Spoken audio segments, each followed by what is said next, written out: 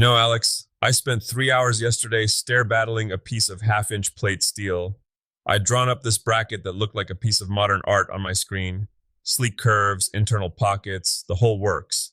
But once I got it to the mill, the metal just looked back at me and laughed.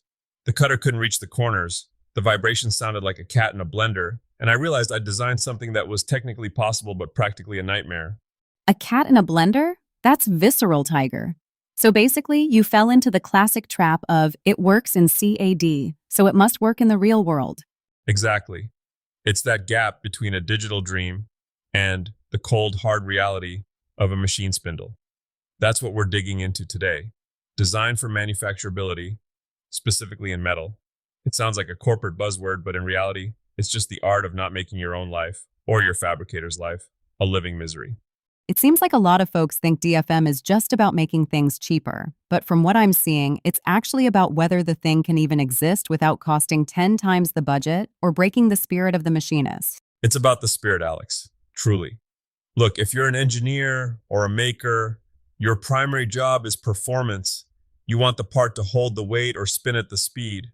But a part that meets every spec but can't be clamped to a table might as well be a paperweight. Good DFM is like writing a recipe that actually fits in the pans you have in your kitchen. Okay, so let's get into the weeds. If I'm sitting there at my computer designing a custom metal mount, where do the wheels usually fall off? Where do people start making those expensive choices without realizing it? It usually starts with what I call tolerance overkill. Someone puts a plus or minus 5 thousandths of an inch on a bracket that's just holding a plastic shroud.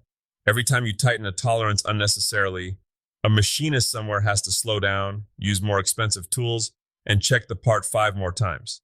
It's like demanding a surgeon's precision to cut a slice of birthday cake. If it doesn't need to be that tight, let the metal breathe a little. So laziness is a virtue, or at least being relaxed with the specs. It's about being intentional. If you specify a hole that's too deep for a standard drill bit, or a pocket with corners so sharp a round tool can't possibly get in there, you're asking for a miracle. I've seen designs where the weld joint was placed inside a tiny box where no welding torch on earth could fit. Unless you've got a trained squirrel with a TIG welder, that part isn't getting built. I'd pay to see the welding squirrel. But all jokes aside, this really impacts the bottom line, doesn't it? If I send a messy design to a shop, those higher than expected bids aren't just greed, they're a hassle tax. Absolutely. A shop looks at a drawing and they look for traps. They see a material that's notorious for warping when it gets hot, or a part that requires 4 different setups on the machine. They're thinking about the time the machine isn't cutting because they're trying to figure out how to hold the dang thing. Take sheet metal, for example. People forget that metal has a memory. If you design a bend too close to a hole, that hole is going to turn into an oval the second the press brake hits it. It's physics. The metal stretches and pulls. If you don't account for that bend allowance in the design phase, nothing lines up during assembly. That's a great point. It's not just about the individual part, it's about how it plays with others. You mentioned assembly earlier. What are the killers there? Oh, the 3-hand dilemma.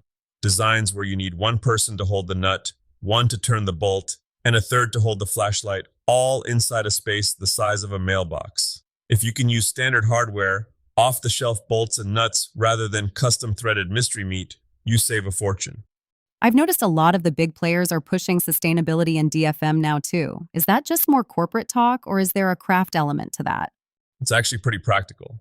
If I can nest my parts on a sheet of steel so I'm only wasting 10% of the material instead of 40%, I'm saving money and the planet at the same time.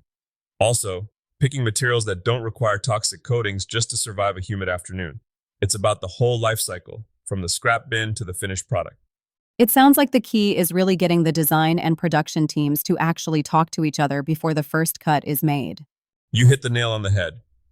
In the old days, you'd throw the drawing over the wall and wait for the shop to yell at you. Now, with the tools we have, we can simulate the manufacturing. We can see where the heat is going to warp the part or where the tool is going to crash.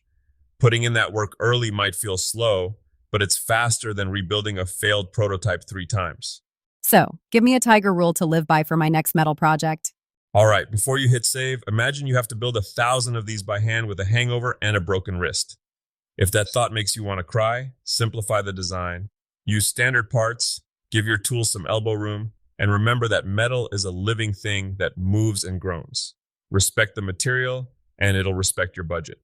I think that's the most sensible thing you've said all week. Simplicity isn't just cheaper, it's actually much harder to get right, but it pays off in spades. Every single time. Now let's go see if I can fix that modern art bracket of mine before I turn it into a very expensive doorstop. Good luck. I'll bring the flashlight.